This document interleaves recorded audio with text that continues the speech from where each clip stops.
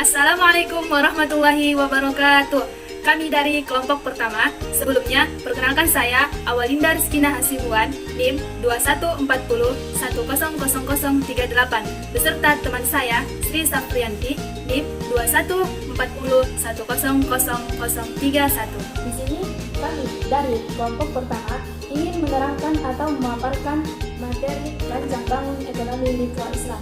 Yang pertama, ini kami akan menjelaskan pengertian ekonomi mikro Islam. Nah, apakah teman-teman mengetahui apa yang dimaksud dengan ekonomi mikro Islam? Ilmu ekonomi mikro Islam adalah ilmu yang dipelajari menurut perspektif Islam, yaitu masalah yang pokok dalam ekonomi Islam, bagaimana manusia memanfaatkan sumber daya untuk membangun hidup yang sejahtera di dalam dunia dan di akhirat. Hai teman-teman, jadi tahukah kalian dalam ekonomi Islam kontemporer terdapat 3 macam mazhab, yaitu yang pertama mazhab Bakir As-Shad, yang kedua mazhab Muslim, dan yang ketiga itu mazhab alternatif kritis. Nah, tahukah kalian apa sih yang dimaksud dengan mazhab Bakir As-Shad itu? Mazhab ini menjelaskan bahwa ekonomi yang tidak akan pernah sejalan dengan Islam.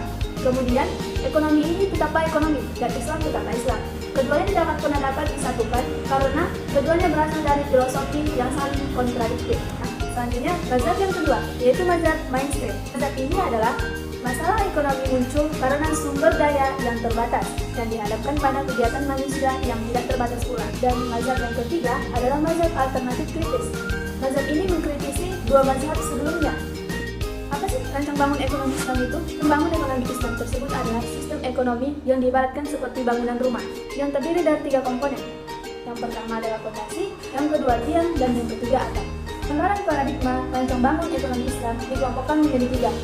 Perilaku dalam ekonomi Islam itu diibaratkan akhlak. Prinsip sistem ekonomi Islam itu disamakan dengan multi jenis kepemilikan, kebebasan beraktivitas, keadilan sosial. Dan yang ketiga, teori ekonomi Islam bagi menjadi 5, yaitu tauhid, adil, nubuwah, khalifah, dan ma'had. Gambaran paradigma rancang bangun ekonomi Islam yaitu teori ekonomi Islam diibaratkan fondasi yang terbagi menjadi 5, tauhid, adil, nubuwah, khalifah, dan ma'had. Tauhid adalah hubungan tauhid dengan persoalan ekonomi itu sangat erat. Allah pemilik sejati seluruh yang ada di alam semesta, dan Allah tidak menciptakan sesuatu dengan sia-sia, dan manusia diciptakan untuk beribadah. Adil. Apa sih adil itu? Adil merupakan aspek penting yang perlu ditegakkan di dalam segala hal tanpa terkecuali, sebab adil merupakan inti dari aktivitas ekonomi Islam dan tidak bersifat menzalimi dan tidak dizalimi. Kemudian, nubuwah. Apa sih sebetulnya nubuwah itu? Nubuwah itu adalah kesifatan Nabi. Nabi adalah teladan bagi setiap umat.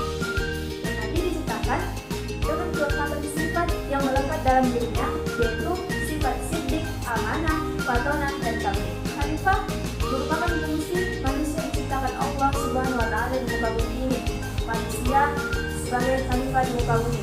Manusia sebagai pemimpin yang akan meminta pertanggungjawabannya atas apa yang dipahaminya. Dan yang terakhir yaitu ma'had. Manusia diciptakan untuk mewujudkan cita-cita hidupnya. Manusia diperintahkan untuk mencapai kemuliaan akhirat. Prinsip ekonomi Islam diibaratkan seperti tiang yang terbagi menjadi 3. Pertama, multijenis. Apakah itu multijenis? Multijenis ialah manusia diberi kesempatan untuk memiliki harta, tapi ada batasan yang menyatakan Allah sebagai pemilik semua yang ada di alam semesta ini. Dan kedua, kebebasan beraktivitas. Apakah itu? Kebebasan beraktivitas pada dasarnya manusia memiliki sifat adil, jujur, benar, amanah. Maka manusia mampu menerapkan sifat-sifat kenabian dalam hidupnya, maka terciptalah good governance. Dan yang ketiga, keadilan sosial. Apakah itu keadilan sosial? Keadilan sosial merupakan apa yang dihasilkan di dunia akan memberikan keuntungan. Dari keuntungan dapat menciptakan keseimbangan sosial antara yang kaya dan yang miskin. Ketiga, pelaku dalam ekonomi Islam diibaratkan seperti atap. Atap yaitu seperti akhlak. Akhlak adalah sikap atau perilaku setiap manusia. Puncak kesempurnaan manusia terwujudnya akhlak mulia dalam menjalankan hidup dan kehidupan serta profesional dalam menjalankan aktivitas ekonomi. Seperti yang kita ketahui, kunci sukses bisnis Rasulullah adalah akhlak yang mulia. Beritahu kami, maka kami akan lupa. Ajari kami, mungkin kami akan ingat. Dan libatkan kami, maka kami akan belajar. Semoga sesi belajar kita kali ini produktif dan dapat menyenangkan. Sekian dari kami. Wassalamualaikum warahmatullahi wabarakatuh.